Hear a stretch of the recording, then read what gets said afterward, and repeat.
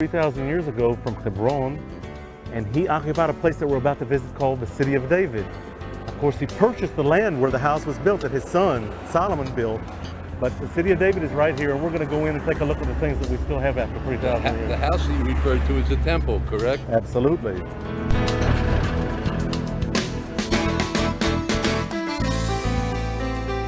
I've shown them we're looking here to the south, and from this view we can see it looks almost like a peninsula here, like a little finger of land. This is what's known as the City of David. King David wrote in his Psalms, "Let us go up to the city of the Lord." And if you look, we're down a little bit below in the Ophel. We have to go up to get to the city of the Lord. This is what he had in mind.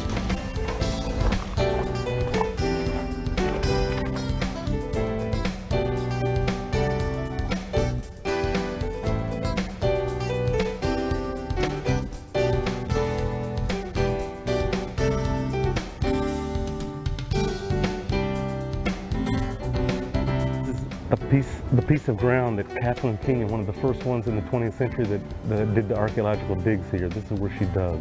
Except this is all the loose dirt has been pulled away, and this is what's been left from 3,000 years.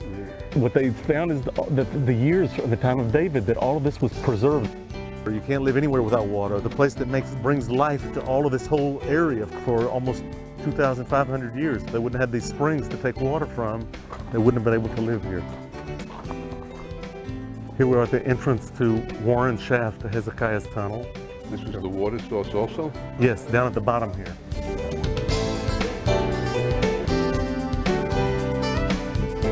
These are all pictures from the dig that they did here at the City of David, and the seals that were found with different kind of inscriptions on them.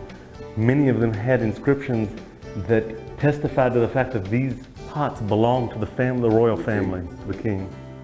This is original. All of the stones here were put this way so that enemies attacking the city couldn't see the source of the water, where the water came from. That's why it's all covered up with stones. This is original. This is how they found this. Now, Charles Warren, who came to dig here in the 1800s, is a very famous man. He was in charge of Scotland Yard during the period of Jack the Ripper.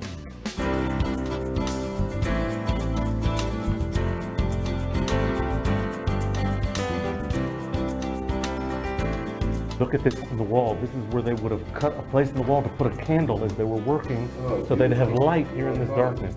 Now that we have descended hundreds of feet through Warren's shaft, we're about to enter into the Gihon Springs.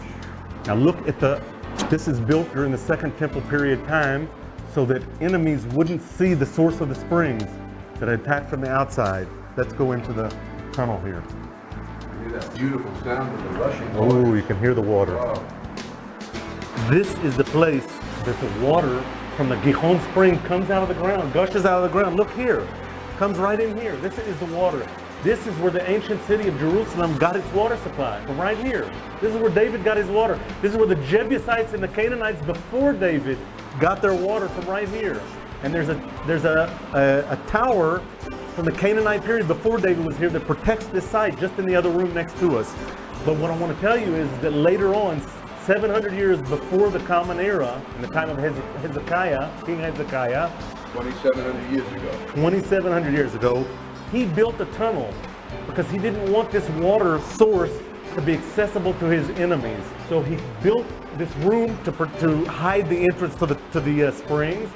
So he made a tunnel on top of this and hid the springs, and he sent two sets of workmen working in two directions, one from here and one from the other side of the mountain, and they both worked in opposite directions until they started to hear the sounds of each other's axe through the stone, and they started screaming to each other, "Here, I can hear you, I can hear you," and they met, and there's only about 5 or 6 inch difference exactly where they met, the two tunnels, one from the other. They didn't know anything about how to get from one to the other. And they found a stone written in ancient Hebrew talking about the fact that the tunnel was built by Hezekiah and the two sets of workmen that heard each other, and that stone rests now in the Istanbul Museum. And this is the beginning of the tunnel from the Gihon Springs in the direction of the Siloam Pool. What a day. Wow. We have Shalom. We've seen the very birth, the very beginnings of the holy city of Jerusalem. We just did here David, the city of David. This is where it all started. There's not any more further back than this. And we saw the water source. It's amazing. Really beautiful, huh?